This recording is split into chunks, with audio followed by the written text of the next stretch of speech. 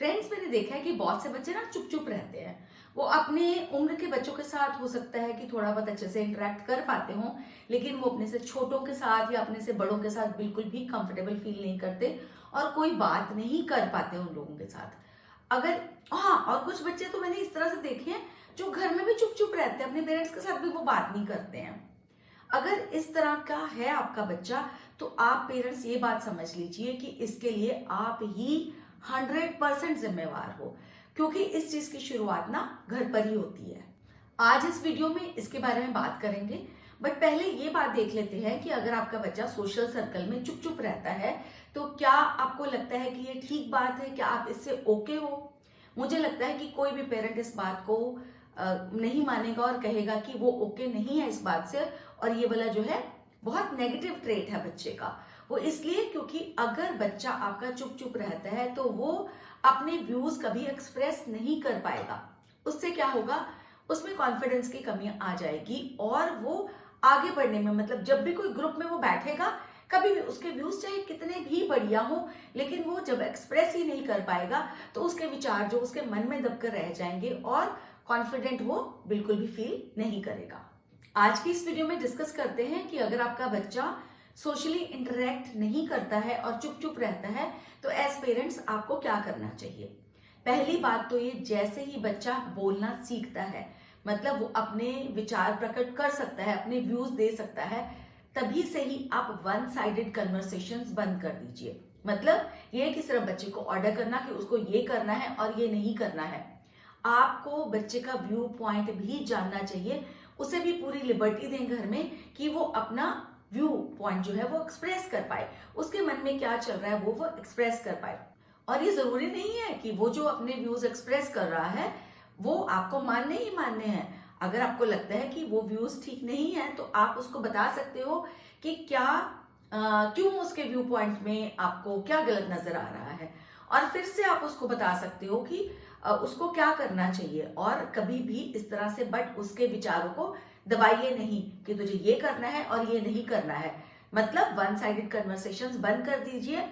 बच्चे के view point को उतनी ही इंपॉर्टेंस दे जितना आप चाहते हो कि बच्चा आपके व्यू पॉइंट को इंपॉर्टेंस दे। उससे क्या होगा, घर में एटलीस्ट बच्चा आपके साथ जब बोलेगा, कंफर्टेबली बोलेगा और बिल्कुल बिना डर के बोलेगा, कॉन्फिडेंटली बात करेगा आपसे, तो फिर वो बाहर भी बात करेगा। कुछ केसेस में मैंने देखा है कि अगर गैदरिंग में लोग आए हैं और बच्चा भी साथ में आया, मतलब बच्चे साथ में आए हैं, कुछ बच्चे मैंने देखा है कि वो सोशली बहुत एक्टिव होते हैं, आगे आगे बढ़कर, चाहे आप उनको जानते हो नहीं जानते हो, नमस्ते आंटी, नमस्ते अंकल, इस तरह से करेंगे। और कुछ बच्चे जो है जिनको जानते हैं वो भी, उनको भी अच्छे से जो है वो ग्रीट नहीं कर पाते और वो चुप चुप बैठे रहते हैं। और अगर बच्चे को कोई चीज चाहिए, चाहे वो बच्चा छोटा है या बड़ा, तो वो उसमें इतनी हिम्मत नहीं होती, इतना कॉन्फिडेंस नहीं होता कि वो खड़े होकर होश से बोल सके कि उसको पानी चाहिए या जो भी चाहिए, कि आंटी मुझे ये चाहिए या अंकल मुझे ये चाहिए। उसके लिए भी वो अपने पेरेंट को बोलेगा, मतलब अपने मम्मी को या पापा को बोलेगा, और उसके मम्मी या पापा उठकर होस्ट को बोलेंगे कि इसको ये चाहिए, इसको पानी चाहिए या फिर इसको ये चीज चाहिए। उसमें कॉन्फिडेंस नहीं होता बच्चे में कि वो बोले इस तरह से, और इसके लिए कौन जिम्मेवार है? पेरेंट्स।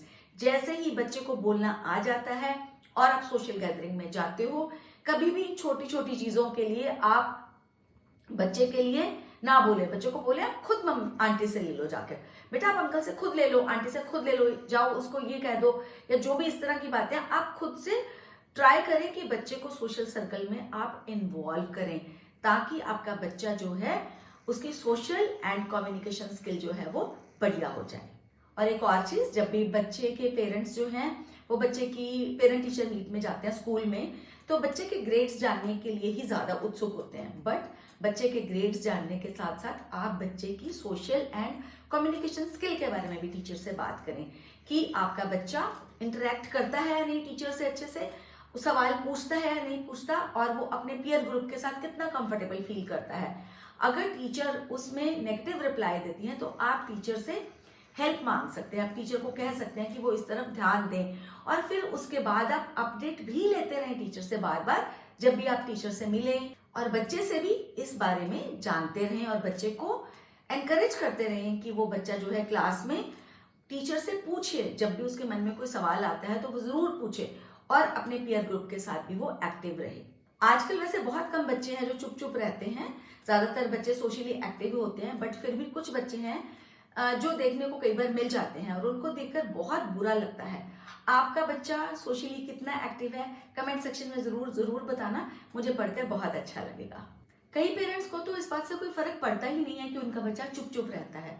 जब उनसे इस बारे में पूछते हैं तो वो ये कहते हैं कि ये तो चुप चुप ही रहता है या फिर चुप चुप ही रहती है, बट उनकी तरफ से इस बारे में कुछ खास एफर्ट करते हुए मुझे नजर नहीं आते हैं।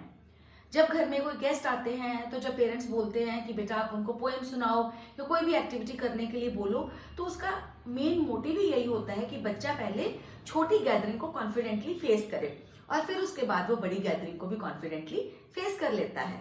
अगर अब आपका बच्चा बड़ा हो गया है तो आप बच्चे को स्कूल में, कॉलेज में छोटी छोटी एक्टिविटीज में पार्टिसिपेट करने के लिए उसको एनकरेज करें, जैसे कि स्कूल में थॉट बोलना या फिर कोई स्पेशल आइटम में पार्टिसिपेट करना या फिर प्लेज बोलना, और आप इसके लिए बच्चे के टीचर्स की भी हेल्प ले सकते हैं। आप बच्चे को घर में भी हेल्प कर सकते हो, जैसे कि एक डायलॉग लिख लिया और बच्चे को बोलो कि वो मिरर के सामने खड़े होकर बोले, कि वो खुद बोल रहा है, साथ में उसका कोई फ्रेंड बोल रहा है या फिर कोई बड़ी आंटी या अंकल के साथ वो इंटरेक्ट कर रहा है। तो इस तरह से जब वो मिरर के सामने खड़े होकर बोलेगा तो उसका कॉन्फिडेंस बढ़ता चला जाएगा। आप भी उसके साथ इस तरह से रोल मॉडल कर सकते हैं। इस बारे में अगर आपको और डिटेल चाहिए तो आप जरूर लिखना कमेंट सेक्शन में, मैं और इसके ऊपर डिटेल में वीडियो बना दूंगी। बच्चे की communication skill, social skill improve करने में कई पेरेंट्स को बहुत कम मेहनत करनी पड़ती है और कईयों को बिल्कुल भी मेहनत नहीं करनी पड़ती और कईयों को काफी ज्यादा मेहनत करनी पड़ती है।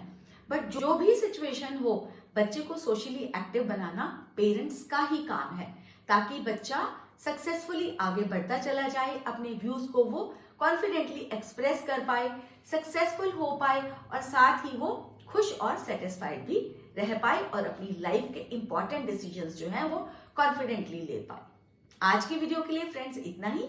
आई होप अच्छी लगी होगी वीडियो। अच्छी लगी तो शेयर कर लेना अपने उन फ्रेंड्स के साथ जो लगता है इससे बेनिफिटेड हो पाएंगे।